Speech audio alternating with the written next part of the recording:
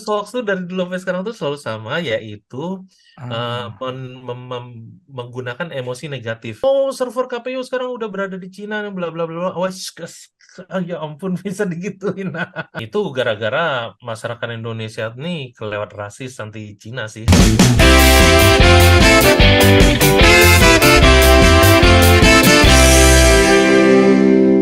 Salam riang gembira. salam Rian Halo Gembira. kawan-kawan. Kembali lagi di Kamar Siber bersama saya Aulia dan rekan saya Bang Aib. Halo Bang Aib, apa kabar Bang Aib? Halo Bang Aul, sehat? Bang Aul apa kabar? Alhamdulillah. Bang Aib, hari ini kita kedatangan tamu spesial nih Bang Aib. Pertama kalinya Kamar Siber kedatangan tamu. Ini Mantap. ada Pak Hari Sufehmi ya dari Mafindo. Apa kabar Pak Hari? Apa kabar, Bang? Ya, alhamdulillah saya baik-baik.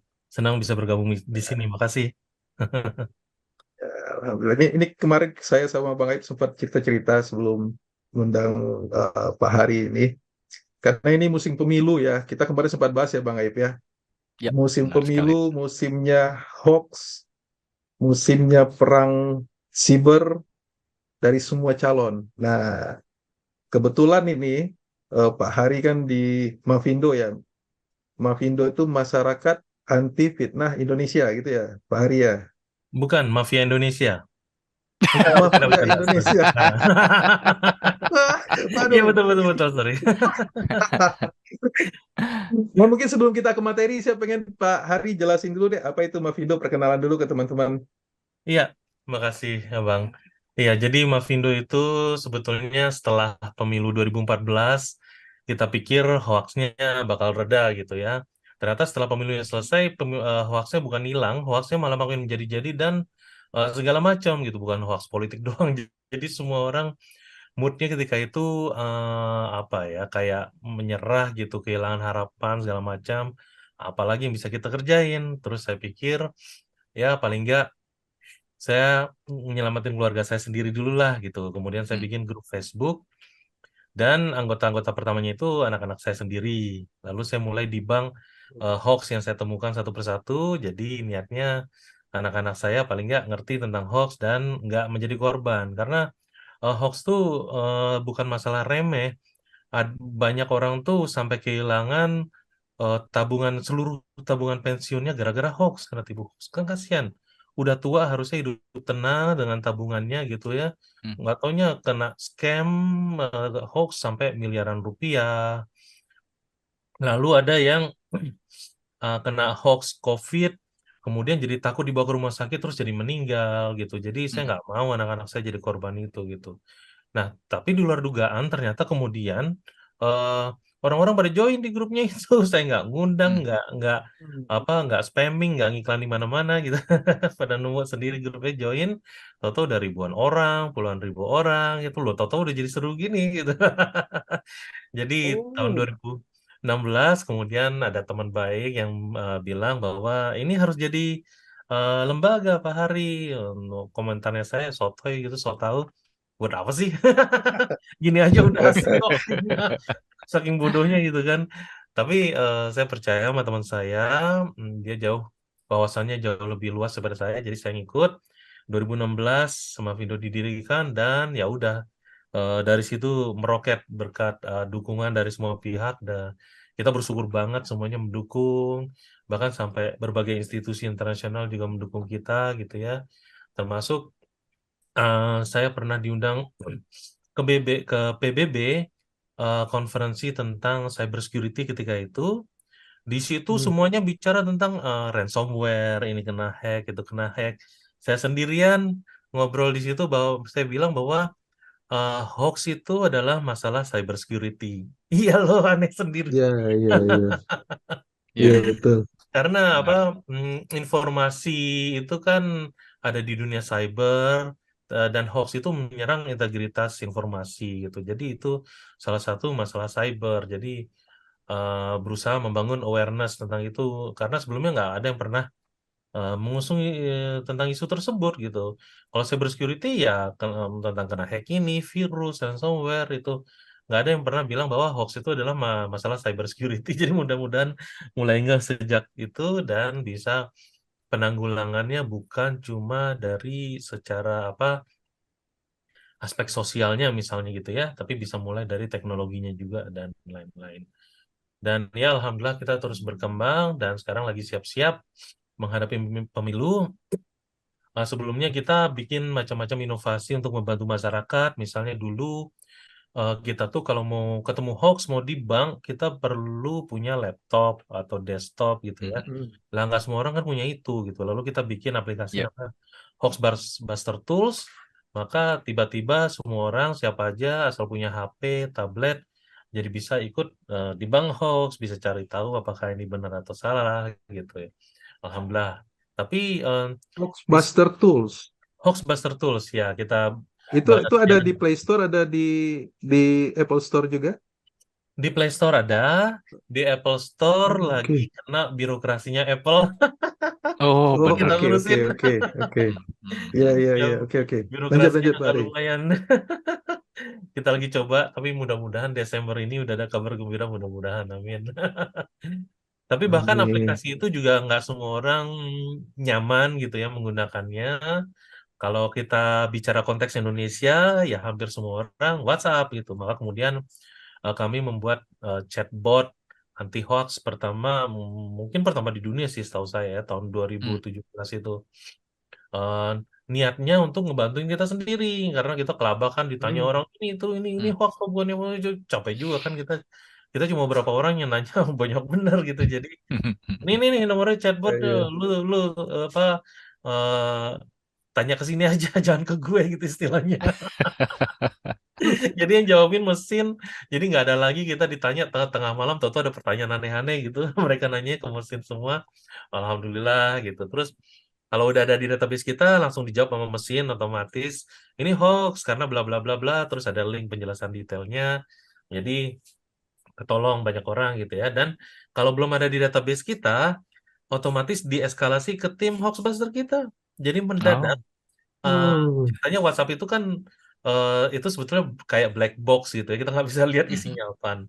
Jadi Mhm. dengan chatbot itu iya, mendadak iya. kita jadi dapat visibility ke dalam black box itu tanpa mengorbankan enkripsi atau privacy Mhm. dan lain-lainnya.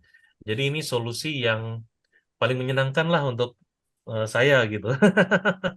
Kita dapat solusi dan Oke. nggak mencederai hak-hak orang lain. Eh, Jadi warga itu langsung menghubungi nomor tersebut, lalu ya, kemudian chatting dengan si nomor WhatsApp ini, lalu ya, kemudian bertanya apakah ini benar, apakah ini hoax, ya. melalui nomor tersebut, Pak Hari. Nomor tersebut betul ya. Masih berlaku nomornya hingga saat ini. Masih, tapi saya lupa Nah, nomornya. Nanti saya cek dulu. nah, nanti kita tampilkan nanti di Iya, itu di layar nanti. ditampilkan. Siap, Hmm. siap, siap. Nah, ini alhamdulillah cukup menolong semua pihak. Kita ketolong, masyarakat ketolong, terus eh, tim Hoaxbuster kita juga ketolong karena jadi dapat banyak info. Oh, ternyata lagi ada hoax ginian nih di WhatsApp gitu ya. Jadi tahu kita bisa didibang gitu. Nah, tapi kemudian yang nggak disangka itu WhatsApp Amerika langsung terbang ke Indonesia, terus minta ketemuan sama kita. Ternyata mereka juga ketolong Wow. jadinya. Wow, keren, keren, keren, Menarik, Karena keren, mereka keren. menarik. lagi dihajar sama semua pihak itu, ini platform kamu ini sumber hoax. Gitu. Benar. Solusinya gimana? Kemudian mereka ditekan untuk ngebuka platformnya, melemahkan enkripsinya, bikin backdoor, bla bla bla segala macam. Itu kan nggak asik gitu kan digituin tahu-tahu Hmm. ini Iya, maksud lu iya. apaan nih dari Indonesia gitu hah dia bikin chatbot anti hoax serius lu nah terus ya udah terbang ke ketemuan kita dan sejak itu kita kolaborasi dengan teman-teman tersebut alhamdulillah banget nggak disangka-sangka jadi itu Wah, Luar seru biasa. seru bagus sekali, Pak Hari. Keren, serius. Keren. alhamdulillah Iya. terima kasih Bos. Ya Ini kita berarti seru-seru aja awalnya, berarti awalnya Pak Hari tadi waktu pemilu 2014 hmm. itu awalnya ya Pak Hari memulai secara voluntary ya, karena keresahan pribadi aja, Iya, terus soalnya lambat laun waktu itu kan berkembang. yang diserang tuh KPU. Eh, dan Hmm. ketika itu yang megang infrastruktur KPU itu saya. Oh, Lalu oke, oke. kita Ini ada bikin, orangnya nih, Bang Aul. Iya, iya, iya, iya, iya, Kita iya, iya, bikin iya, iya, masuk ke iya. KPU ketika itu transparan dan akuntabel. Jadi data itu dari TPS sampai ke pusat itu kebuka semua. Jadi Hmm. di tiap jenjang Oke. itu nggak bisa dimainin lagi diutak-atik datanya karena kebuka semua gitu, ketahuan. Gitu. Hmm. Ternyata Hmm. kemudian yang terjadi malah kita diserang dengan hoax. Ini platform yang udah transparan, akuntabel, terbuka semua segala macam, dihajar pakai hoax, dibilang, oh server KPU sekarang udah berada di Cina, bla bla bla. Wah, ya ampun bisa digituin. Tapi setelah pemilu selesai, tapi ketika itu kita ketolong sama teman-teman kawal pemilu. Nah, Hmm. begitu teman-teman kawal pemilu itu muncul, mereka ngambil data-data TPS disedot semua dari server KPU, lalu masyarakat ikutan ngitung, dan ternyata hitungannya cukup pas dengan hitungan KPU. Udah diem semua tukang hoax itu nggak bisa ngapa-ngapain lagi. Lalu kita pikir Itu kan kenapa, selesai Pak? Oke. masalahnya itu. Kenapa? Maaf saya potong, kenapa itu Ya, bilangnya server di Cina? Apa ada alasan-alasan tertentu? Ini kan cukup menarik ya. iya. Jadi idenya itu adalah KPU tuh, jadi istilahnya itu serangan ke penyelenggara pemilu. Mm-mm. Penyelenggara pemilu tuh misalnya Bawaslu, KPU. Jadi Mm-mm. modusnya adalah Mm-mm. menyerang penyelenggara pemilu sehingga hasilnya itu jadi tidak bisa, eh, masyarakat jadi kehilangan kepercayaan dan kemudian Mm-mm. pihak-pihak tersebut jadi bisa mempermasalahkan hasil perhitungannya KPU gitu. Misalnya Kemudian mengaitkannya Oke. dengan RRC itu gimana mereka kaitannya? itu gara-gara masyarakat Indonesia ini kelewat rasis anti Cina sih. Ah, Jadi Oke. modus hoax tuh dari dulu sampai sekarang tuh selalu sama, yaitu eh, ah, menggunakan emosi negatif. Jadi hmm, saya selalu Iya, iya, bilang, iya. orang-orang selalu nanya ke saya, gimana caranya kalau supaya kita bisa tahu nih hoax apa bukan? Saya bilang gampang. Kalau ini postingnya bikin kita gusar, marah besar, ketakutan, emosi negatif lainnya, anggap itu hoax sampai terbukti hmm, sebaliknya gitu. Jadi ketika nih posting ini langsung bikin kita tensi kita langsung naik gitu ya. hmm. Justru jangan tekan tombol share, stop dulu gitu. Ademin dulu kepalanya, cek, tanya ke orang yang paham, dan kalau tetap nggak tahu juga, tetap jangan share gitu. Karena kemungkinan besar itu hoax karena modusnya kayak gitu. Informasi palsu dikemas dengan kemasan negatif. Jadi saya juga bilang kebalikannya ke teman-teman relawan, informasi yang benar harus dikemas dengan kemasan positif. Mhm. Misalnya humor. Nah, itu paling masuk gitu. Mhm. Kalau Iya, kita iya, iya, iya. kirim apa adanya yang ada di website kita turnbackhoax.id, itu scientific banget gitu. Itu kering bener. Orang nggak mau nelan itu. Harus Iya, dipasangin iya, dulu, iya. dibikin asik gitu, dibikin manis, dikemas dengan humor atau lain-lainnya. Nah, langsung ditelan itu sama orang-orang. Jadi saya selalu bilang ke teman-teman relawan kayak gitu. Ya sekilas gitu ceritanya. Luar Itu biasa, baik. turn back hoax Terbaik itu kick hoax. ini motonya mirip-mirip dengan Mabes Interpol. Polri, Interpol. Iya. Ini apa ada pesan sponsor juga kah? Iya, ya benar ya, itulah kita apa suka-suka, teman-teman ini suka-suka nyeleneh-nyeleneh semua gitu kan. Hmm. Terus ya udah kita nebeng aja ke slogan yang udah terkenal turn back crime. Oh ya udah kita bikin turn back hoax saja. Cuma akibatnya jadinya kita ngebikin logo turn back hoax itu, kemudian kita mau patenkan supaya Hmm. nggak bisa dibajak sama orang lain. Ya. Tahu-tahu nanti ada orang nongol-nongol bawa logo turn back hoax dan bilang, kami Mavindo lah, kacau kan kalau kayak gitu nanti. Tukang hoax nanti bahkan pakai label Mavindo segala macam, jadi kita patenin. Ditolak sama kantor paten gara-gara terlalu mirip sama turn back crime katanya. Iya, iya, iya, Jadi iya. nggak bisa dipatenkan. Kena batunya sendiri. Aduh, Iya, iya, iya, iya, iya. lucu-lucu emang. Bang Aib, Ini. eh, luar biasa, Pak Ari. Jadi memang tadi itu, dari penjelasan Pak Ari tadi, memang perkembangan Mavindo ini dalam 8 tahun terakhir ya, itu cukup cukup pesat ya, dan ini kan tahun-tahun politik ya Pak Ari ya. Ya, Tahun 2023, sebentar betul. lagi pemilu, Dan ini kan kondisinya tidak akan jauh berbeda. Prediksi ya, ini prediksi ya, dengan Ya. tahun 2014, tahun 2019. Nah, saya sebelum ke Pak Hari lagi, saya ke Bang Aib nih. Nah, Bang Aib, di di Belanda, di Eropa, apakah masyarakatnya mirip nggak sih dengan Indonesia? Kan di sana kan pasti ada pemilu juga ya. Ya, Nah, itu saya menjelang pemilu itu gimana itu di sana? ini mengenai hoax atau tanpa hoax.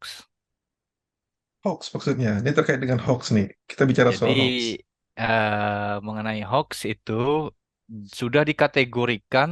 Ini ada pertentangan karena waktu itu saya di Brussel ada pertemuan dengan beberapa teman-teman Uni Eropa dan kemudian saya bicara mengenai bahwa hoax ini sudah harus dimasukkan ke dalam kejahatan cyber. Karena di sini Iya. kalau dalam dunia intelijen ini masuknya ke dalam kategori black ops yaitu peracunan informasi.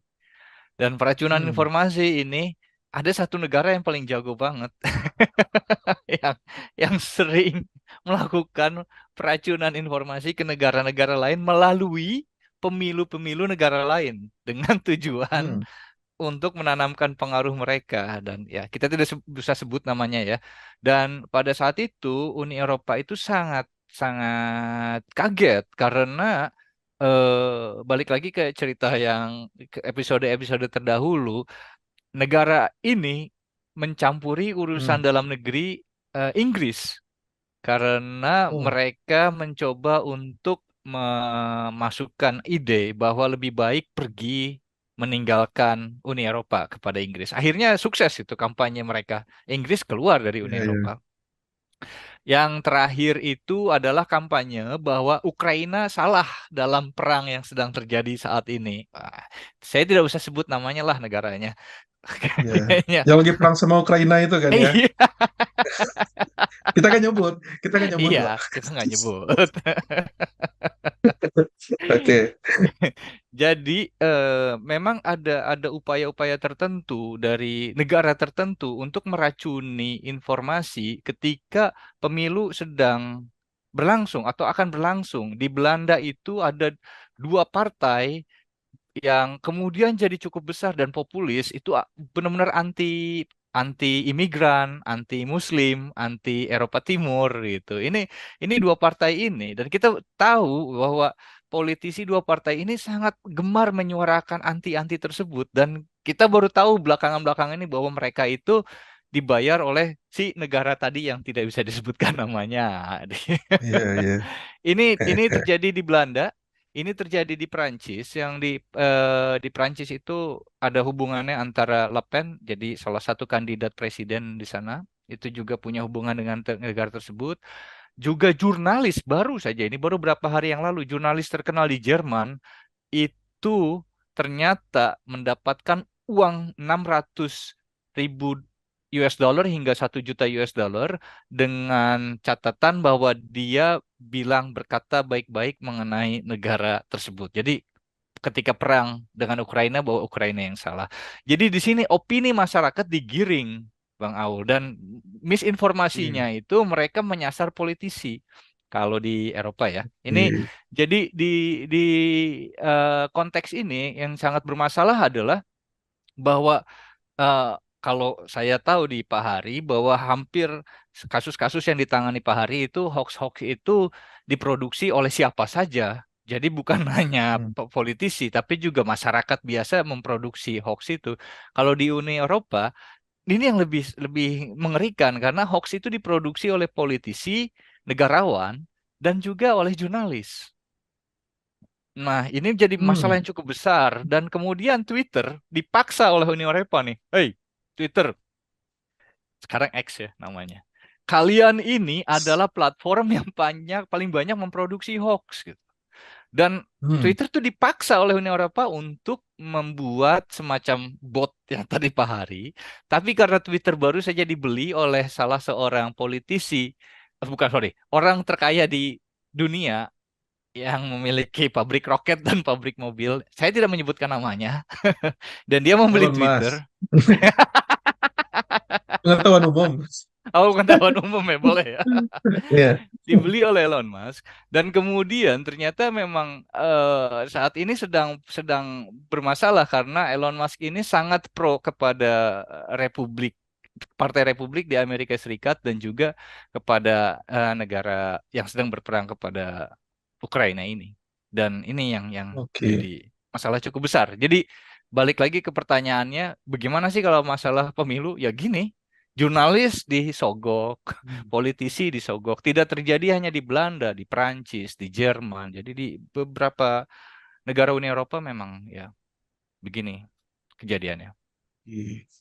Berarti kalau dari penjelasan Bang Haib tadi, kondisi di setiap negara ketika menjelang pemilu itu potensial ya hoax itu digunakan sebagai senjata ya.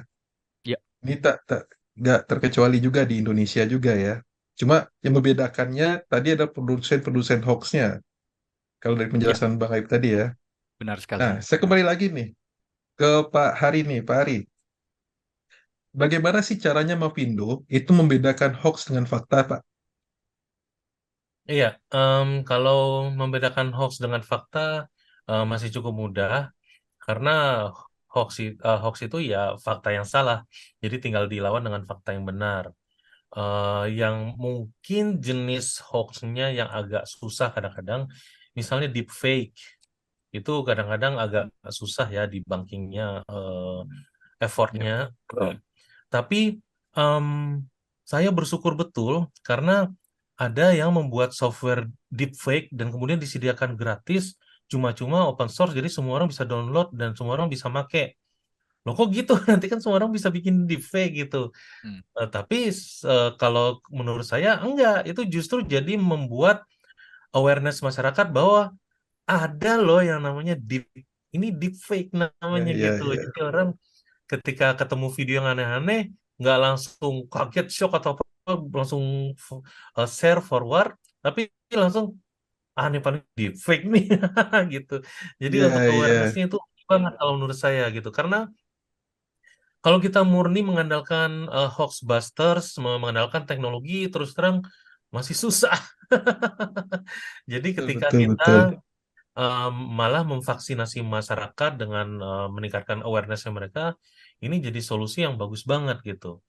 Nah, jadi deepfake itu Hmm. malah menurut saya nggak terlalu susah dan terbukti udah beberapa kali deepfake keluar dan langsung orang masyarakat, malah kita belum sempat di bank, masyarakat udah langsung bilang ini deepfake ini. Waduh, alhamdulillah. Ya, Hebat. ya. Saya ingat itu. Ada yang pidato Pak Jokowi yang pakai bahasa Cina ya, berapa waktu lalu ya. Iya, waduh itu viral kemana-mana, tapi langsung orang juga muncul kemana-mana langsung ngaco nih ini Iya, iya. aslinya bahasa Inggris, wah hebat. Bahkan mereka pada nemu video aslinya ada di YouTube segala macam. Waduh, saya terharu benar ini. Senang banget kan masyarakat bisa kayak gitu. Nah, tapi yang potensi masalah sekarang adalah ujaran kebencian. Karena Hmm. itu kan Oke. udah mulai, Head speech. ya, karena itu mulai masuknya ranahnya opini gitu. Hmm. Kita kita Hmm. nggak mau kalau mencederai opini, tapi ini bikin masyarakat jadi resah gitu. Tapi itu kita Ya, ya. udah pahami bahwa ini potensi masalah dari awal, makanya forum komunitas kita di Facebook tuh namanya FAFHH, Forum Anti Fitnah, Hasut dan Hoax. Kita sudah memperkirakan bahwa Hmm. hasut, ujaran kebencian ini bakal jadi masalah di masa depan dan sialnya kita bener gitu. Wow. Oh, iya, iya. Nah, jadi kita sekarang palingan berusaha, kita rembukan sama beberapa teman-teman yang lebih pakar daripada kita. Ini gimana nih ujaran kebencian nih penanganannya gitu. Mereka bahkan mulai start dari membuat definisinya dulu gitu. Dan ujaran kebencian itu apa sih? Jangan sampai opini dilabelin ujaran kebencian gitu. Jadi definisinya Ya, betul. harus clear dulu. Dan ternyata itu pun sampai sekarang masih belum kelar diskusinya. Ya, Jadi ya, kemudian salah ya. satu solusi lainnya adalah kita meniru platform. Mereka punya standar yang namanya kategori yang namanya incitement to violence. Jadi Hmm. ujaran kebencian Hmm. itu jelas mengajak untuk menyebabkan kekerasan. Nah, kalau itu udah clear tuh jadinya gitu kan. Nah, kita bisa Oke. tanganin jadinya. Itu definisi Tapi yang sangat bagus sekali, Pak. ya, alhamdulillah kita jadinya. clear gitu. Karena kalau ujaran kebencian itu masih agak-agak karet dan kita nggak mau kalau kita jadi mencederai kebebasan berpendapat, beropini. Aduh, jangan sampai gitu betul. kan. Iya, Nggak karena bisa mau. kena UU ITE kan ya, ambigu sekali kan bahasa itu. Betul. Ya, Padahal betul. orang itu cuma berpendapat dengan sambil agak marah gitu kan, tapi langsung Iya, dibilang, Ya, oh ini ujaran kebencian, penjarain. Aduh, aduh gawat juga kalau kayak gitu. iya. ya, Jadi ini tantangannya agak gede kalau menurut saya. Em, kita perlu bantuan dari semua teman-teman, terutama ahli di bidangnya, supaya kita jangan sampai salah langkah menangani ujaran kebencian ini. Karena ini eh, hmm, potensi masalahnya makin besar. Dan aktor hoaxnya juga makin paham bahwa kalau mereka bikin hoax, gampang kita lawan. Karena hoax itu fakta yang ya, salah. Tapi begitu ujian kebencian, nah itu udah mulai abu-abu kita repot nanganinnya. ya, Tapi Benar. alhamdulillah teman-teman mendukung, membantu, kita disupport, teman-teman pakar, akademisi, eh, udah kita berkali-kali ketemuan, rebukan itu jelaslah bedanya kemampuannya mereka. Jadi kita betul-betul ketolong, Bang. Jadi Mavindo ini cuma organisasi kecil. Cuma kita tuh alhamdulillah banyak banget dapat bantuan dari segala penjuru, teman-teman akademisi, teman-teman dari platform, teman-teman dari masyarakat, komunitas dan lain-lain. Jadi kita bisa banyak melakukan berbagai hal. Mavindo sendirian sih nggak bisa ngapa-ngapain. Jadi itu ya, salah ya, satu ya. potensi masalah. Cuma di sisi lain juga kita dapat salah satu potensi solusi yang cukup signifikan yaitu pre-banking. Ini risetnya kita adakan selama 2 tahun. Pre-banking. Apa itu pre-banking itu, Iya, Pak jadi Ari? kita doktrinnya kita di Mavindo tuh kita beri nama Trisula, ada apa detect, debunk, dan pre-bank. Jadi kalau kita Hmm. mau melawan hoax Oke. harus ada tiga itu kemampuannya, harus punya kapabilitas itu. Pertama detect, ya itu sih terlalu clear sih. Gimana kita mau melawan hoax kalau kita nggak tahu ada hoax? Jadi kita Ya, harus punya ya. kemampuan untuk deteksi hoax, kemampuan untuk Benar. monitoring, ada menemukan hoax, jadi detect. Kemudian kalau udah ketemu hoaxnya ya kita debunk gitu. Jadi kemudian kita bantah, kita Hmm, counter, dan itu detect dan debunk kita udah agak lumayan, alhamdulillah Indonesia dan Hmm. Mavindo. Nah, pre-bank ini yang paling ideal. Kalau dibilang silver bullet, ini dia pre-banking ini gitu.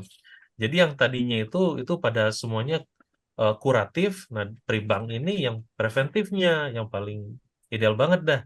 Jadi kayak oke. hoax itu kayak rumah kebakaran, kemudian kita berusaha padamkan dengan kita melakukan debunking, tapi ya udah terlanjur kebakar, udah ada yang angus-angusnya di Hmm. mana-mana gitu. Benar. Kalau Ya, pre-banking ini ya. preventifnya kita mencegah supaya rumahnya jangan sampai kebakaran. Caranya bagaimana, Pak? Nah, menarik. Menarik ini. Itu kita meniru gara-gara kebanyakan bergaul sama teman-teman di bidang kesehatan pas wabah Hmm. kemarin. Oke. Kita dapat banyak Zaman COVID pencerahan dari kemarin ya. teman-teman tuh, iya, dari Ah. WHO, UNICEF, bahkan CDC Amerika tuh datang ke Indonesia. Oh, Kita wow. jadi Hmm. bergaul sama mereka itu ya istilahnya mind blown lah kata anak-anak zaman sekarang, itu dapat banyak Hmm. pencerahan, alhamdulillah, termasuk ah, kita bisa untuk melawan hoax itu dengan seperti melawan wabah, yaitu vaksinasi. Hmm. Jadi kita bisa memvaksinasi masyarakat supaya jadi kebal dengan hoax. Jadi kemudian kita adakan riset yang berjudul Social Inoculation. Kita memvaksinasi secara sosial gitu. Risetnya 2 tahun dan hasilnya tuh luar biasa, sukses besar. Kita sekarang udah masuk jurnal internasional dan jadi rujukan di mana-mana. Itu gara-gara saya ikutan di situ sebetulnya cuma nge-support teman-teman, jadi cheerleader, hahaha, hihihi, kasih sorak-sorai nyemangatin gitu ya. Ternyata nama saya diikutin di papernya itu gitu. Akibatnya sekarang saya hampir setiap hari dapat email dari akademia.com ya kalau nggak salah. Si Ya, Anu Ya. nge-quote papernya kamu, si Anu nge-quote. Ya ampun tiap hari. Padahal saya cuma cheerleader Wih, doang. keren. Keren, keren, keren, Aduh keren. lucu. keren. Ya alhamdulillah. Jadi pre-banking itu kemudian kita mulai terapkan beberapa minggu terakhir ini untuk menghadapi pemilu. Jadi supaya masyarakat tervaksinasi terhadap berbagai hoax pemilu itu. Jadi ketika aktor hoax mulai beroperasi, gerilya, black ops-nya dijalankan, mereka ketika menerima, Ya, ini hoax ini, ngaco nih, ngawur nih.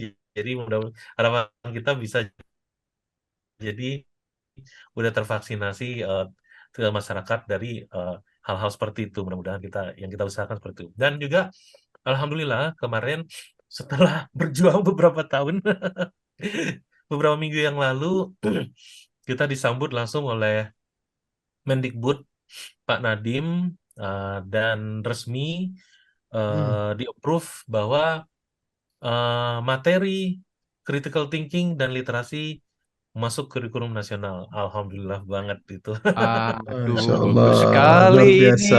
Wah, ini sangat, berita bagus sekali, Pak Ari. Serius. Iya, itu syukur banget benar-benar. Ini yang salah satu nanti Ah, bisa jadi pre-bankingnya juga untuk generasi muda yang berikutnya. Jadi mudah-mudahan mereka udah punya imunitas terhadap hoax di masa depannya. Jadi, Iya, iya. aduh, alhamdulillah banget. Kita tuh ngadain acara di berapa kota gitu. Tiap acara itu, aduh ya ampun capeknya ngadainnya gitu. Resourcesnya, repotnya segala macam. Lalu reach-nya per acara juga cuma misal 100 orang. Ini mendadak satu Indonesia ke cover semua langsung. Iya, iya. Jadi syukurnya luar biasa betul. ini jadi Ya itulah kurikulum yang resmi ini, Pak. Ini kurikulum akan resmi. jadi kurikulum resmi. Kalau nggak ada Oke, halangan, oke. tahun depan udah masuk ke textbook, buku-buku teks di seluruh Indonesia. Woi, Wow, luar ini biasa. benar-benar Tepuk tangan perubahan dulu nih nih. untuk Indonesia nih. Salut top. Keren, Kita keren, Alhamdulillah, keren, foto-foto keren. ini. alhamdulillah. Karena saya Betul. tahu Pak, masalah literasi itu beratnya minta ampun. Literasi Berat digital, jangankan literasi digital, banget. literasi biasa aja kita menemui banyak Nasional. tantangan. Iya, Iya, berdarah-darah kita. Iya, iya. Dan Indonesia itu termasuk ranking tertinggi di dunia dalam soal literasi. Tertinggi di dunia dari bawah, tapi sayangnya sih. Oh, waduh. Saya tadi mau komplain tadi, tapi nggak jadi. tertinggi dari Langsung bawah. Kepancing saya. dikoreksi. Bang Aul hampir kena Jadi dengan hoax. ini masuk kurikulum, Aduh. mudah-mudahan nanti Kena situasi hoax bisa saya nih. berbalik. Aduh. Iya, iya. Jadi tapi ya itu lagi-lagi Jadi itu bukan kalau waktu sendirian, tapi teman-teman banyak hmm, banget yang bantuin kita, yang nggak mau bahkan kita angkat, kita pamerkan namanya gitu. Mereka di balik layar aja. Itu luar biasa teman-teman tuh kita bersyukur banget benar-benar. iya, iya, iya. Ya, tadi Pak Ari kan jelaskan panjang lebar tadi soal pre-banking nih. Hmm. Nisnya seperti apa sih, Pak Ari, metode pre-bankingnya itu? Jadi tadi malam saya meeting dengan Jigsaw. Jigsaw itu em, kayak perusahaan inkubator teknologinya Google. Mereka pamer bahwa mereka melakukan pre-banking di Jerman. Hmm. Eh, dan mereka eh, berhasil reach sekitar separuh populasi Jerman. Eh, Wow. yang mereka lakukan pre-bankingnya itu topiknya adalah ke apa rasisme terhadap imigran. Hmm, Jadi pertama hmm, mereka coba identifikasi topiknya apa aja nih hoax terhadap imigran ini. Ternyata ketemu dua yang utama, misalnya eh, imigran ini mencuri hmm. apa lowongan kerja mereka, kemudian imigran ini eh, membuat kekacauan sosial di ini gitu. Nah kemudian mereka Jigsaw membuat video yang membahas bahwa ini nggak benar, video pendek aja, bahkan nggak nyampe 1 menit gitu. Bahwa ini ngaco nih, nggak benar, apa imigran mencuri pekerjaan kalian dan segala macam, lalu dijalankan di 4 platform. Tadinya saya pikir mereka pasti jalan ini di YouTube gitu platformnya sendiri. Ternyata niat Hmm. benar mereka 4 platform, TikTok, Instagram, YouTube, sama satu lagi apa ya saya lupa tadi disebutin, mungkin Facebook kali. Jadi mereka pajang di melalui iklan. Nah, kelebihannya Hmm. platform iklan itu adalah alat ukurnya itu robust dan Ya, komprehensif. Oke. Ketahuan setuju. betul capaiannya, Hmm. efektivitasnya segala macam dapat semua mereka. Pintar-pintar. Engagementnya itu juga bisa terlihat ya, Pak ya. Iya. Nah, kemudian secara random video-video itu ada yang buntutnya itu survei. Kemudian mereka dapat Hmm. feedback Hmm. apakah ini apa intinya surveinya itu mau mengukur efektivitasnya ini, apakah mereka betul berhasil tervaksinasi gitu. Nah, ternyata kalau Hmm. dari video itu, cara video itu, sukses rate-nya itu vaksinasinya sekitar 8%. Dan Hmm. mereka senangnya bukan main. Oke. Misalnya 50 juta orang, 8%, ya berarti dapat sekian gitu ya. 4 juta orang misalnya yang jadi Juta. vaksinasi gitu. Dan, oh, udah mereka udah happy ini segala macam gitu. Lalu ada penanya dari audiens, biayanya berapa sih gitu. Terus Hah. mereka bilang dengan malu-malu, 2 juta dolar. 2 juta dolar. Oh my God. Ini Wow. audiensnya itu LSM semua, LSM fact checker dari seluruh dunia yang Hmm. Mavindo di situ terbesar. Kita fundingnya paling gede, yang lainnya itu kecil-kecil semua. Gimana mereka mau terapkan 2 juta dolar? Jadi saya Iya, hampir iya, kelompokan iya. tawa di situ karena teknik pre-banking yang kita lakukan itu sukses rate-nya jauh di atas itu dan biayanya jauh di bawah itu gitu. Jadi yang mudah-mudahan bisa Oke. manfaat untuk Indonesia. Lalu yang paling penting kita bisa dokumentasikan dengan baik kayak Jigsaw itu presentasinya cakep banget deh udah pokoknya. Hmm. Baru agak anti Hmm. klimaksnya pas mereka bilang biayanya itu aja. Tapi selain itu keren banget presentasinya, dokumentasinya. Itu kita akan coba tiru, kita publikasikan, maka mudah-mudahan jadi bisa banyak ditiru di banyak tempat juga. Karena Indonesia ini udah jadi teladan di Hmm. ajang internasional dalam soal penanganan hoax. Di 2019 itu kita dibilang Indonesia adalah negara pertama yang berhasil melawan hoax di saat pemilu. Pertama di dunia. Kalau yang lain-lainnya itu Wow. Inggris tepar pas kena hoax Tepar, Brexit. abis itu Inggris, Pak. Amerika Amerika, aja kena. iya, dari Iya, 2016 iya, tadi iya. dan Filipin lah, Brazil, jangan jauh-jauh, Pak. Filipina, iya benar, banyak banget.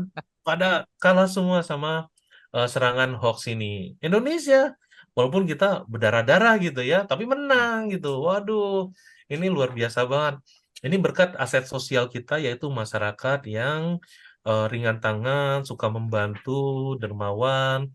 Jadi kalau ada ngeliat yang nggak bener, dilawan gitu, ngaco lu ini gitu, nggak pasrah, diem aja, kemudian mau bergerak sama-sama. Jadi kita punya Indonesia punya aset sosial yang luar biasa banget. Ini harus disyukurin, tapi banyak yang belum tahu. Tapi Indonesia luar biasa dalam hal itu. Wah, Indonesia hebat keren. lah. Keren lah. Keren, keren, keren. Saya jadi bahagia nih, Pak, jadi orang Indonesia. Ya, jadi Karena saya bangga ya, imigran kan. nggak malu-maluin ya. Saya kan imigran nih, jadinya Wih, dianggap mencuri eh, pekerjaan. pekerjaan lokal. Terus orang lokal kadang-kadang sering nanya, kamu kerja di mana sih? Gitu. Saya cerita saya kerja di mana. Terus saya tanya, saya pikir, kamu pikir apa saya mencuri pekerjaan kamu? Kata dia, enggak ah susah kerjaan lu katanya.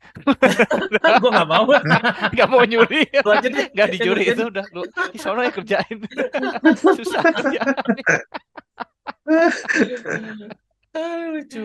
Nah, Bang Aib, Hmm. saya mau tanya nih Bang Aib. Ini kan Ya. kita sempat diskusi ya sebelumnya ya. Ini kan metode kerja pembuat hoax itu adalah membuat hoax sebanyak-banyaknya dan menyebarkannya Hmm. ya. Dan apa ya? Tujuannya adalah memberikan impresi pertama kepada target. Dalam hal ini Hmm. Hmm. masyarakat awam lah, masyarakat Hmm. umum. Hmm. Hmm. Nah, Hmm. tadi kan dari Pak Hari juga cerita tuh salah satu metode yang dipakai adalah pre-banking ya. Berarti Ya, sebelumnya udah di-banking duluan gitu kan. pencegahan Nah, vaksinasi. pencegah vaksinasi. Nah, kalau menurut Bang Aib, eh, metode ini udah tepat belum untuk pencegahan hoax? Atau ada metode lain nggak yang berlaku secara best practice di Eropa untuk pencegahan hoax ini? Setahu saya di sini itu masih belum ada mengenai tadi ya digital literasi, tapi ada tapinya. Di sini itu Hmm. ada karena saya sempat mengajar juga di sini mengajar anak-anak. Ada mata pelajaran logika dan ini mata pelajaran yang saya tahu sepengetahuan karena saya juga sempat sekolah di Indonesia. Saya tahu mata pelajaran ini sorry, bukan tidak ada, belum ada di Indonesia, pelajaran logika. Jadi Hmm. logika ketika kenapa seseorang marah, logika kenapa seseorang melakukan fitnah, logika kenapa seseorang melakukan penyerangan terhadap kita pribadi dan menyerang kelompok kita, itu diajarkan di sana.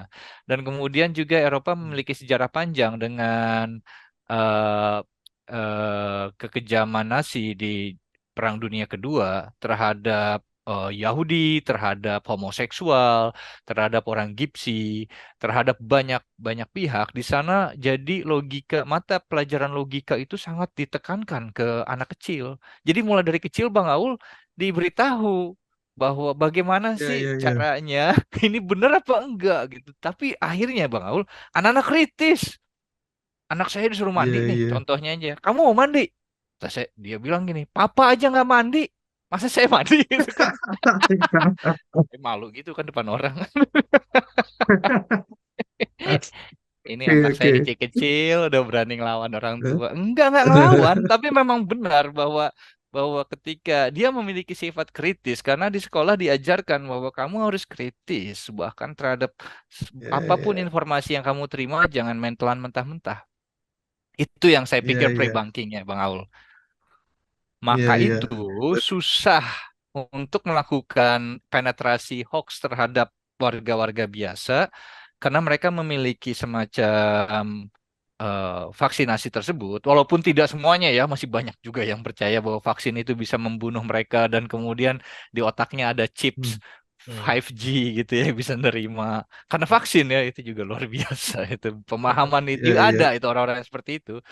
Tapi eh, yang paling penting adalah karena susah dipenetrasi warga-warga biasa. Jadi mereka melakukan penetrasi ke key opinion leader, ke Betul, orang-orang betul. yang dianggap dianggap otoritas, jurnalis, politisi, Hmm.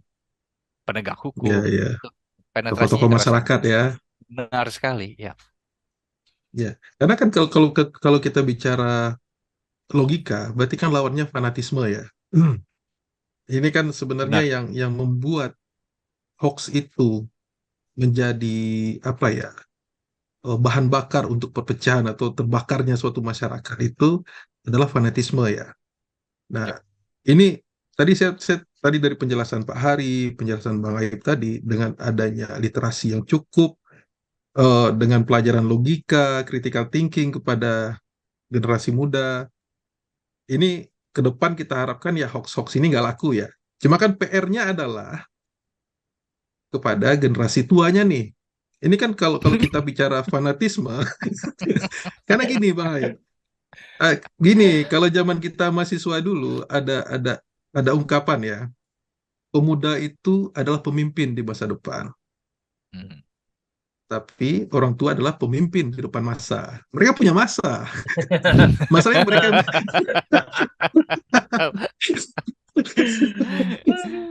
Iya. nah, ini PR kita nih pada kaum tua nih. Saya kepada Pak Hari nih.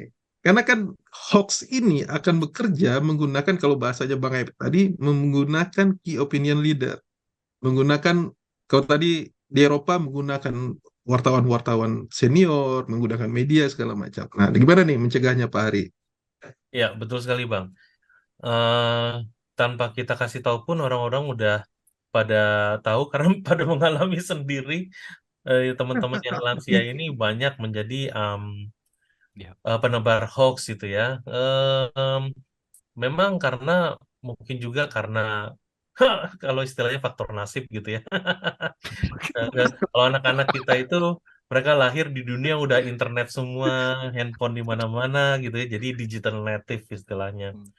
Tapi teman-teman kita yang lansia ini kan mereka lahir di dunia yang dulu telepon aja belum tentu semua orang punya gitu kan, Hmm. TV belum ada internet, jadi kemudian menjadi imigran ke dunia digital ini dan kemudian Ya.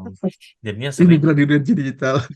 Ya. jadi sering Benar. terkaget-kaget ketika menemukan berbagai hal baru di situ, misalnya seperti informasi di WhatsApp dianggap sama dengan informasi di koran itu. Oh, udah soheh ini. Oh, tinggal langsung di-share aja ke segala penjuru gitu misalnya, persepsi-persepsi seperti itu gitu. Jadi itu perlu menjadi perhatian karena itu Sedangkan di dunia LSM itu trennya itu biasanya kegiatan itu donor donor itu sukanya menyasar ke generasi muda. Oh, itu Mm-mm. langsung Iya. proposalnya Benar. gampang gitu.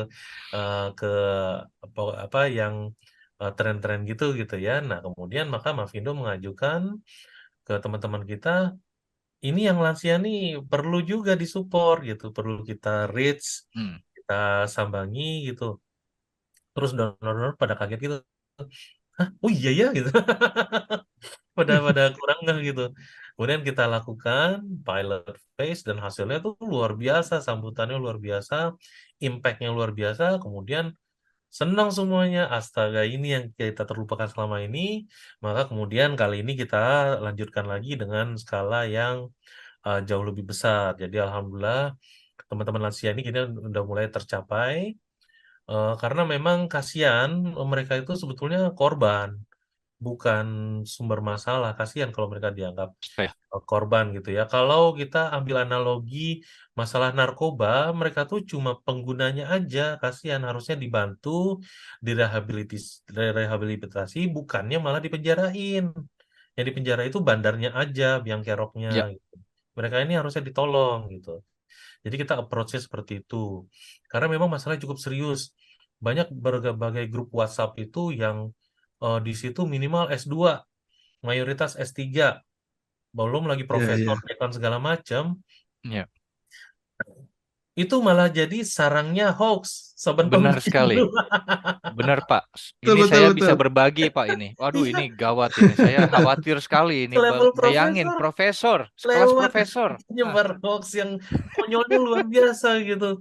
Lah, saya kan cuma cuma S2 gitu, jadi anak bawang di situ mau ngebantah profesor gimana caranya? Jadi ya itu karena hoax itu kemasannya energi negatif. Jadi logika S3, logika profesornya mereka tuh ke bypass semua gitu. Langsung iya. kena ke core emosi primalnya itu gitu, croc brain Iya. istilahnya. Jadi nggak ada logika di Hmm. situ. Karena emosinya udah kena Iya, gitu, iya, iya. langsung share segala macam hoax yang lucu-lucu dan aneh-aneh gitu. Aduh. Iya, Jadi iya, saya iya, bilang iya. pernah diwawancara sama wartawan dari Reuters, orang bule. Gimana caranya kamu ngelawan hoax di WhatsApp seperti itu? Saya bilang, caranya harus baik-baik, nggak boleh frontal konfrontatif gitu. Hmm. Pertama-tama, mohon maaf, ini sebetulnya hoax, kelirunya di sini, ini. Saya diketawain, asli diketawain dia ngakak. Waktu itu saya diwawancara di Sarina, dia ngakak di Sarina. Kenapa kamu yang minta maaf? Orang bule nggak ngerti Iya, iya. tradisi gitu. Iya. Susah ya. Iya, iya. Kalau orang bule kan ada orang salah ngaco lo gitu langsung gitu aja ke depan Iya. mukanya. Nggak bisa kayak gitu di sini. Saya diketawain Ya, kena ribut di sini. Ngerti saya. Jadi untuk mengantisipasinya harus secara kultural ya, Pak ya. Ya, approach-nya Kultural yang harus. dimengerti oleh Hmm, teman-teman kita yang berusia lanjut. ya, harus cocok Hmm. banget dengan konteks lokalnya. Tiap daerah Hmm. mungkin caranya beda-beda gitu ya. Dan kemasannya Hmm. harus positif. Jadi nggak bisa Iya. disamaratakan semua jebret sama semuanya gitu. Nggak bisa kayak gitu. Makanya Iya. kalau pemilu itu kita minta daftar ke Bawaslu daerah mana ini yang paling rawan kerusuhan gara-gara hoax. Kita dikasih Hmm. daftarnya, Hmm. lalu kita ambil 3, kemudian kita bikin yang namanya HCC, Hoax Crisis Center. Isinya itu orang-orang lokal Oke. di situ yang ngerti konteks lokal ya, benar-benar. Jadi Oh. penanganannya juga betul-betul grassroots banget gitu ke bawah banget. Dan alhamdulillah yang di HCC kita yang di Kalimantan Barat itu dapat apresiasi dari Sydney Jones. Di mention di Wow. laporannya Oh. mereka bahwa ini berhasil mencegah kerusuhan di Kalimantan Barat ketika itu. Waduh, alhamdulillah. Jadi apa pendekatan secara lokal tuh penting banget ya. Makanya platform itu dia ngaku, oh kita punya puluhan ribu moderator. Pas dicek moderatornya dari mana ada di Afrika. Mana ngerti konteks Indonesia. Apalagi konteks Sunda, konteks Padang, konteks Nah, Sulawesi. Ya benar. lewat lah gitu kan. Jadi ya ada masalah kayak gitu. Jadi approach yang di localize itu impact-nya itu sangat signifikan dan luar biasa. Dan dengan kerjasama teman-teman itu di Indonesia alhamdulillah cukup mudah untuk dilakukan. Bersyukur Apakah pada. metode Mavindo ini bisa diterapkan di negara lain, Pak? Menurut Pak Hari? Iya, memang ada masalah em, perbedaan kultur ya yang masih Iya, Ya, signifikan. Contohnya, berbagai institusi di luar negeri itu, teman-teman akademisi segala macam itu selalu surprise kalau ketemu Mavindo. Karena kalau hmm, di luar negeri, yang lawan hoax itu biasanya kalau nggak pemerintah, institusi yang udah established. benar. Benar sekali. Nah, ya, ini gerombolan masyarakat yang ngelawan hoax itu. rombolan. Dari dari Iya, gerombolan masyarakat ini di atasnya baru dibikin institusinya gitu. Itu nggak pernah ketemu iya. di mana-mana. Ya, Jadi ya, alhamdulillah ya. mereka tuh kok bisa gitu. Mungkin karena mereka terlalu individual gitu, jadi susah guyup rame-rame kayak gini. Jadi harus institusi yang established atau pemerintahnya yang nangani. Jadi eh, di ajang internasional Mavindo tuh jadi anomali gitu. Tapi mereka Hmm. Hmm, ikut seneng lihatnya dan pada berharap, aduh mudah-mudahan di negara kita juga bisa nih kayak gini, kayaknya seru nih gitu segala macamnya. Tapi alhamdulillah lagi-lagi dari sisi itu Indonesia tuh luar biasa hebat. Jadi banyak bersyukur saya jadinya. Iya, karena ya, setahu ya, saya ini ya. institusi Hankam ya, yang yang paling paling sangat sensitif dengan hoax. Karena benar Ya, ini memang sudah dikategorikan sebagai operasi Black Ops intelijen. ya, Kalau Ya. mengganggu Kamtipmas betul. benar, benar sekali ini ya. Sedangkan kita di Nah, Indonesia berharap supaya masalah di masyarakat diselesaikan sama masyarakat sendiri gitu. Jadi kayak Kominfo ya, jadi ya. nggak perlu ikut-ikutan karena Nah, namanya Palu kan semuanya kelihatan kayak apa paku mau dihajar aja gitu. Paku. Blokir, Benar, sensor, blokir, sensor, blokir, sensor. Aduh benar. kacau ini kalau kayak gini. Jadi masalah di Iya. masyarakat udah ya, masyarakat ya, aja yang ya. ngeberesin gitu. Idenya sih kira-kira kayak gitu. Oh ini Saya mau pemerintah nanya nih. tadi itu sebenarnya. Bang Aul, pemerintah lagi nih. Ya, ya. Pemerintah. Itu Bang Aul tuh Oh, biasanya. pemerintah. Ini kita punya negara nggak sih? Masyarakat semua yang kerja. Negara autopilot. Iya. Nggak, tadi saya mau nanya tadi itu. Aduh. Selanjutnya dari saya itu sebenarnya gimana sih hubungan Mavindo ini dengan Kominfo? Sebenarnya kan apa yang dilakukan oleh teman-teman Mavindo ini, sebenarnya itu tupoksinya Mbak, dari Kementerian Komunikasi dan Informatika ya. Benar Iya. sekali. Nah, itu gimana tuh Pak Hari? Nah, Nih jadi Pak Menteri tolong dengerin nih. Sebentar, tolong dengerin dari Pak Hari nih Pak Menteri. aduh kok nggak jadi jingkar nih. Dan sebelumnya mohon maaf saya koreksi sedikit. Jadi sekitar 4 tahun yang lalu kita ada Mavindo diundang FGD oleh teman-teman BSSN di Hotel Aston di Simatupang ketika itu. Dan di situ pejabat BSSN menyampaikan ke saya bahwa urusan melawan hoax itu sebetulnya adalah tupoksinya BSSN. Loh, Hmm, kaget saya. ya. Ternyata bukan tupoksinya Kominfo. Itu adalah Oke. tupoksinya BSSN. Oh, baru tahu betul-betul tercerahkan saya. Jadi, kemudian beliau juga berterima kasih berkali-kali karena Mavindo udah membantu menjalankan yang sebetulnya itu tanggung jawabnya mereka. Saya bilang, oh ya nggak apa-apa Pak, mudah-mudahan malah ya bapak-bapak sekalian ya istirahat aja lah gitu, nggak perlu repot. Kan ibu buta dong. Aduh, bahasanya Pak Ari. Bapak-bapak istirahat aja. Jadi kayak gitu.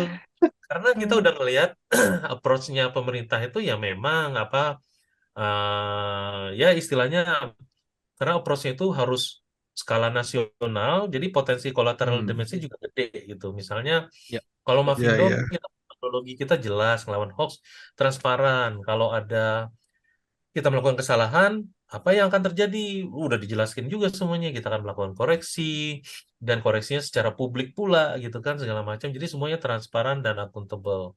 Sedangkan kalau pemerintah ya tahu-tahu bikin artikel 2 paragraf lalu hoax distempel hoax, bikin artikel 3 paragraf lalu langsung Ya. stempel hoax, nggak ada penjelasan kenapa itu hoaxnya atau apa gitu. ya, ya. Metodologi juga nggak jelas. Terus kalau pemerintah melakukan kekeliruan, ya namanya manusia gitu kan pasti pernah keliru. Mavindo juga pernah keliru gitu kan.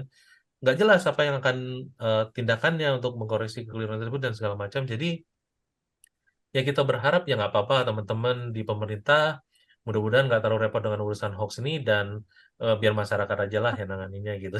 Idenya kayak gitu. Bapak-bapak, ibu-ibu santai aja. Aduh, Mesti nih keenakan Dalam mereka ini. itu, dalam banget itu. Aduh. Nah, datang. ini sebenarnya saya sedikit sedikit melenceng nih, sedikit melenceng. Karena ini tapi masih terkait hoax. Eh, ini musim pemilu ini kan seperti yang kita bicarakan tadi pasti musimnya perang hoax dari semua calon, ya. Ya, kita kita menduga ya, ini predication ya, bukan bukan menuduh ya. Tapi faktanya kayak gitu gitu loh. Ya, Nah, udah terjadi, Bang Aul. sudah terjadi. Iya, telah Nah, terjadi. dan bahkan ini kan kita juga mengetahui ya, ini kan banyak juga orang-orang menjadikan produksi hoax itu sebagai bisnis.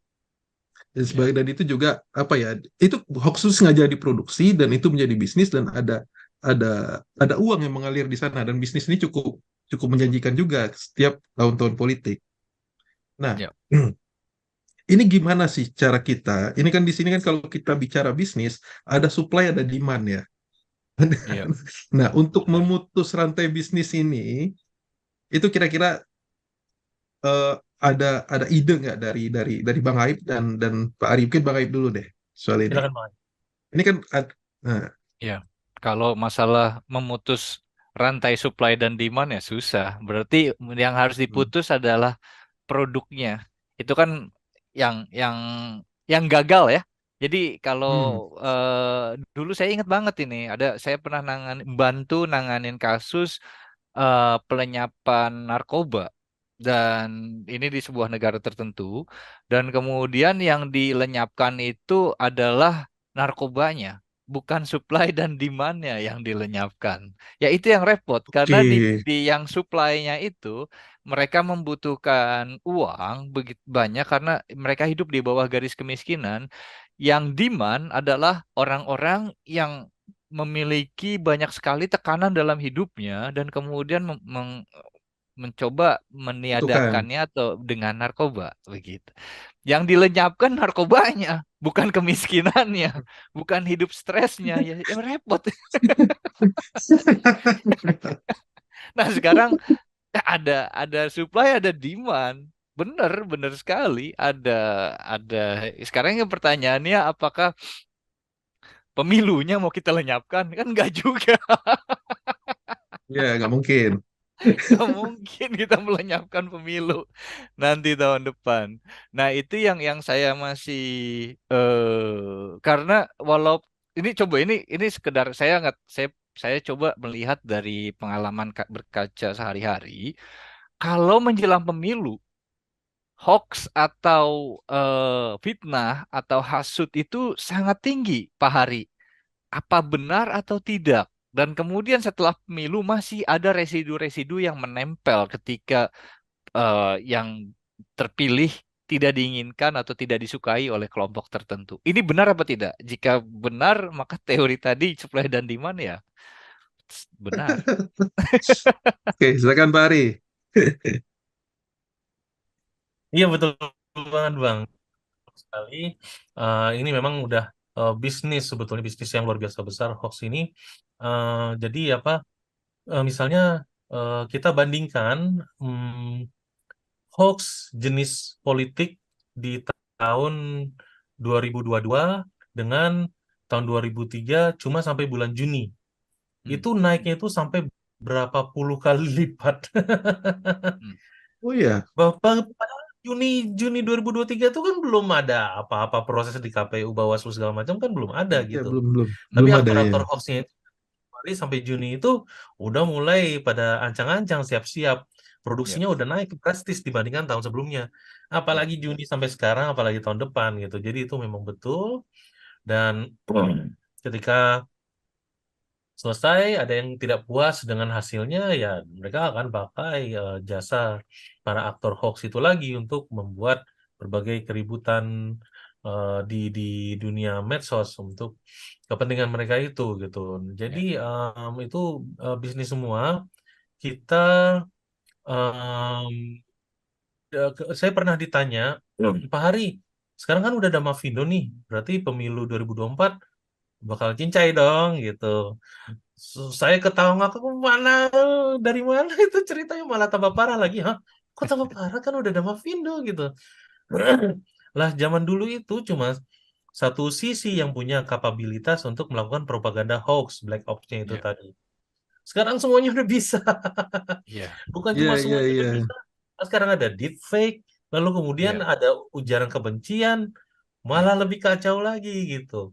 Belum lagi kalau mereka pakai apa modus whitewashing kayak Marcos Iya, di TikTok benar. kemarin. Waduh, jadi pemilu 2024 ini Apa malah itu? Whitewashing itu apa? whitewashing itu jadi kandidat yang track recordnya jelek, kemudian melakukan propaganda ya cuci baju lah gitu istilahnya. Jadi bajunya kotor itu enggak Oke, bersih kok gitu. Marcos itu orang-orang baik semua kok gitu. Kita keturunan malaikat gitu. oke. Kayaknya udah ada sekarang tuh yang kayak gitu. Nah, siapa Iya. ya? Jangan sebut. Kita nggak bisa sebut. Nanti kita kena semprit semua di sini. Ya, ya, ya, ya, ya, ya. Keceplosan. Iya, jadi intinya pemilu sekarang tuh malah lebih ngeri lagi gitu. Makanya kita malah makin jantungan Eh, sama pemilu kali ini. Dan belum lagi beberapa hal yang off the record saya ceritain ke Pak Aib. Jadi saya nggak bisa ceritain di sini nanti aja. Pak, ini saya mau mau nanya, Pak. Ini saya melihat ada semacam benang merah, Pak, antara whitewashing di Indonesia, whitewashing di Filipina, whitewashing di India, dan whitewashing di Amerika Serikat. Dan ini cukup mengejutkan atau mungkin tidak mengejutkan karena mungkin polanya adalah oh ini telah berhasil di Amerika dan kemudian pemain-pemain ini berpindah-pindah negara. Kira-kira apakah logika saya ini saya tidak menyebut nama dan menyebut seseorang atau sebuah institusi, apakah logika tuduhan saya kira-kira ada benarnya atau tidak? Iya, saya yakin itu betul Bang, karena pola-pola dan trennya itu udah kelihatan jelas sekarang. Jadi ya Iya, memang iya, yang iya. namanya politik memang normalnya, kenormalannya itu adalah menghalalkan segala cara gitu ya. Jadi Tapi berarti ada urusan hankam, Pak, kalau begini. Ada urusan pertahanan dan keamanan jika memang akan mengganggu pemilu di Indonesia. Bukan begitu? nah kalau whitewashing itu mungkin nggak mengganggu ketentraman gitu ya, nggak Hmm, mengganggu Kamtipmas, tapi em, itu berpotensi mencederai demokrasi. Jadi ya, teman-teman aktivis demokrasi ini yang lagi pada eh, apa agak cukup sangat khawatir melihat kondisi saat ini karena ya apa kandidat dengan track record yang bukan main itu malah bisa jadi terpilih sebagai pemimpin. ya, Jadi karena itu ini agak OT saya bilang ke teman-teman kita mulai harus bicaranya beda ke masyarakat. Selama ini kita selalu bilang pemilu itu penting, pemilu itu penting, pemilu itu penting gitu. Sekali 5 tahun, sekarang kita harus jelaskan ke masyarakat bahwa selama 5 tahun itu yang penting gitu. Jadi pemimpinnya siapapun yang terpilih, tapi kita kawal selama 5 tahun tuh mereka jadi nggak bisa ngapa-ngapain gitu. ya, Jadi kan ada istilah ledekan eh, ini apa negeri yang diatur dengan sistem viral. Kalau viral baru ditanganin gitu. Itu kan ledekan. Tapi itu sebetulnya pencerahan. ya, Ternyata masyarakat tuh bisa berbuat sesuatu gitu. ya, Dan benar suara sekali. masyarakat ternyata didengar dan ditakuti oleh yang berkuasa. Ya, Jadi itu bukan sesuatu hal yang jelek sebetulnya malah itu malah ya, membuktikan Iya, iya, iya. powernya suara rakyat gitu. Suara rakyat adalah suara Tuhan istilahnya kan kayak gitu. Itu Iya, terjadi iya. di medsos dengan istilahnya viral-viral itu. Nah, sekarang tinggal kita bikin itu jadi tersistem, terstruktur sehingga nggak apa oh kayak fenomena yang random gitu. Tapi kita bisa koordinasikan bersama-sama. Jadi saya lagi ngomong kayak gitu ke teman-teman demokrasi, pemilu. Jadi eh, nggak cukup lagi cuma sekali tiap 5 tahun, tapi harus selama 5 tahun itu, kira-kira kayak gitu. Oke. Ide yang sangat bagus. Ya luar biasa itu Pak Ari. Pak Ari, Bang Aib, ini Tapi seru susah banget banget. eksekusinya. Kalau ide gampang, selalu Iya, enggak, Kak Pak Ari udah membuktikan ide-ide kecil itu ternyata ampuh dan terbukti dengan adanya Mavindo ini, dan ini wajib kita apresiasi nih. Dari keresahan Mavindo. pribadi Pak Hari tadi tahun 2014 akhirnya bisa apa ya terakumulasi menjadi Mavindo yang seperti hari ini. Menurut saya itu luar biasa, capaian yang sangat luar biasa. Dan itu wajib Asli, kita apresiasi. aslinya Kavindo itu Bang Aul. Keluarga anti Apa fitnah itu? Indonesia. Mavindo. Akhirnya jadi masyarakat. Tadinya kan keluarga. Iya, iya, iya. yang Ketika penting bukan keluarga-keluarga mafia berkumpul jadi Indonesia. masyarakat ya. Iya bener. Nih, Bang Aib, Pak It- Ari, ini seru banget. Cuma kita dibatasi durasi nih. Nah, kita akan mungkin kita butuh satu sesi lagi untuk mendalami soal hoax ini karena ini musim pemilu dan kita harus lebih banyak lagi memberikan edukasi kepada masyarakat. Ya, Eh, Bang. saya berharap nih di sesi ke depan Setuju. Pak Ari masih bersedia ya kita bicara-bicara lagi soal hoax ini. Terima kasih banget, Oke Bang. kan? Siap. Setuju Ya. saya. Nah, Bagus ini pre-banking. pre-banking, pre-banking kita, pre-banking. Oke, teman-teman semua, para penonton channel RGTV, Kamar Siber di RGTV maupun di Spotify, demikian dulu seri kita hari ini mengenai Mavindo dan perang melawan hoax. Yang pada intinya adalah pesta demokrasi itu bukan berarti kita membatasi berpendapat, tapi kebebasan berpendapat itu seharusnya diimbangi dengan eh, fakta, bukan dengan perang hoax. Karena jauh di atas politik itu adalah ketentraman dan keamanan di tengah masyarakat. Itu quote Setuju. dari Bang Aib yang saya quote berapa minggu yang lalu. Benar nggak? Gitu. Setuju. Setuju. Oke, terima kasih semua. Sampai jumpa Terima lagi di kasih. Kamar Siber. Salam riang gembira. Salam yang gembira.